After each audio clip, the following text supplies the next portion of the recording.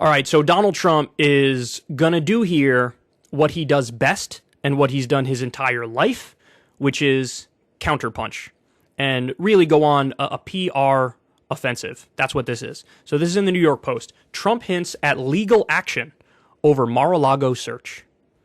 Legal action. Okay. Former President Donald Trump on Friday said he would soon file a major motion in connection with the FBI search on his Florida estate earlier this month. Trump made the announcement on his Truth Social platform, alleging that his constitutional rights against unreasonable search and seizure were violated in the August 8th Mar-a-Lago search. All right, so let me pause there to say, utter nonsense. The FBI in June reached out to him and said, "Sir, you have classified documents and top secret documents. We're going to need those back. You cannot have those." He said, "Oh, sure, no problem. Here, I'll hand them over to you guys." And then he handed over some of them, but not all of them. The FBI knew that wasn't all the stuff because they had somebody in Trump's inner circle who was like, "That ain't all the stuff."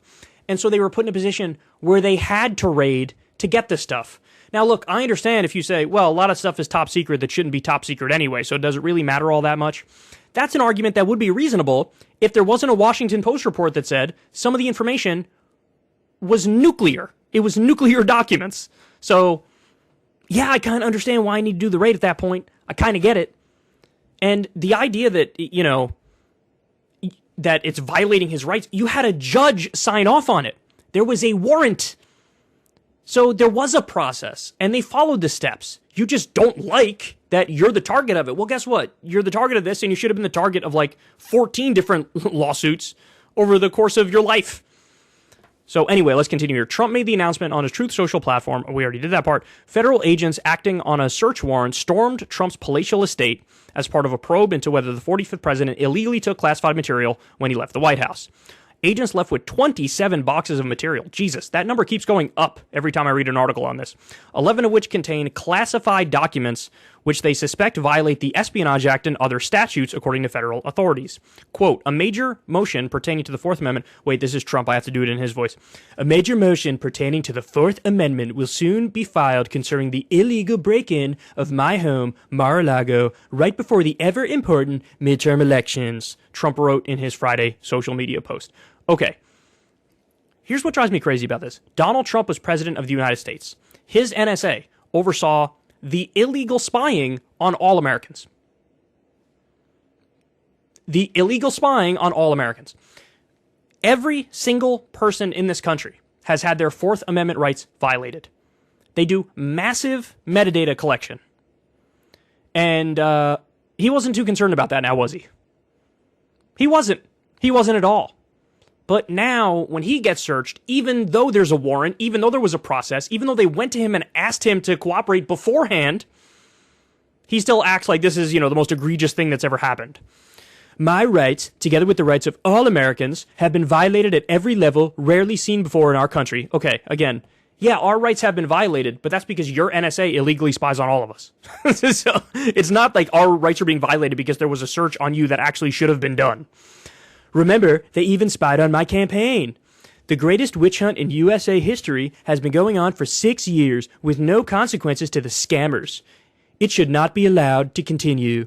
The fact that he uses the word scammers, it's insufferable. Because this is a guy who, when the election was proven to be over, when it was guaranteed, when we had all the 60 lawsuits, etc., we knew the deal. News came out, Donald Trump did a massive fundraising push starting on the night of the election, where he argued, hey, it's rigged, we got to stop the steal, we got to fight back against this, donate if you're a good American patriot and you care about this country. And we're going to take this money and we're going to go fight for this election. And what we learned is he just shook down his supporters, his base. He took their money, and basically none of that money went towards what they said it was going to go towards. It was a colossal fraud. So the fact that this guy talks about scams, I mean, you are the chief scam artist. For the love of God, he had to pay out over $20 million because of Trump University. It's basically been proven in civil court that Donald Trump committed fraud. And so we have the nerve to say that anybody else is doing a scam here. And again, they followed all the procedures. They followed all the steps, regardless of what you think about the FBI. Now, I'm not a fan of the FBI, But look, there are plenty of people on the left who are not a fan of cops, but they cheered when, Bill Cosby was arrested, and they cheered when Harvey Weinstein was arrested, and they cheer when your local serial killer gets locked up. This is a similar dynamic. I was supportive when the FBI was investigating Hillary Clinton. Why? She's a criminal. She deserved to be investigated. Same thing here. He's a criminal. He deserves to be investigated. So of course I'm going to support it. Trump's announcement came a day after the federal judge who signed off on the search warrant moved to make parts of the affidavit that established probable cause for the search public despite objections from federal prosecutors. So that's I've never heard of this before. I've never seen this before. Usually that's not released unless or until there's an indictment or conviction. So it is unusual that they're moving to do that. Prominent media outlets have argued that unsealing the document would enable the public to see if the search was justified. Whatever it says, Trump's base is going to spin it like he's a victim, even if it proves the exact opposite, because that's how this works. Attorney General Merrick Garland issued a rare statement defending the feds in the wake of the search, saying he would not stand by silently when their integrity is unfairly attacked. And by the way, he did that immediately after there was an attempted mass shooting at an FBI building in Ohio. So you can understand why he felt the need to do that. Also, because there were a massive uptick in death threats as a result of what happened and Trump basically pushing back on it. Trump has argued that he used his presidential powers to declassify the seized materials before he took them home from the White House. Now, I'm here to tell you that is definitely not true, because there's a process you have to go through in order to declassify them, and he didn't do that. Even Trump's own insiders have come out and said that. Mick Mulvaney said that. He used to work in Trump's administration. John Bolton came out and said that. He used to work in Trump's administration. By the way, John Bolton is a neocon and a war criminal and a massive piece of shit. He's wrong about virtually everything in the world. This is one thing on a procedural matter where he's correct, okay? So, yeah, I mean, classic Trump. This is what he does, man. He counterpunches. He goes on the offense. He changes the game from a PR perspective. And then he makes people... Look, it's an attempt to try to scare the feds into backing off.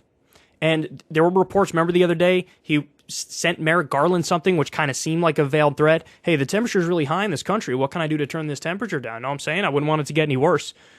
That's him saying, like, you keep coming after me, maybe I unleash the hounds on you. So this is a similar thing here. It's like, well, I'm gonna punch back and let them know that you need to tread carefully.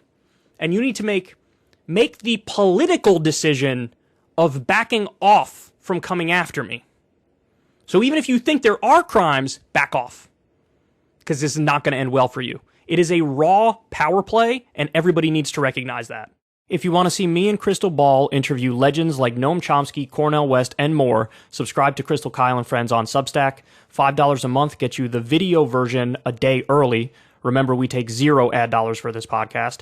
Or you can sign up on Substack for free and get the audio version a day later. Link in the video description box below.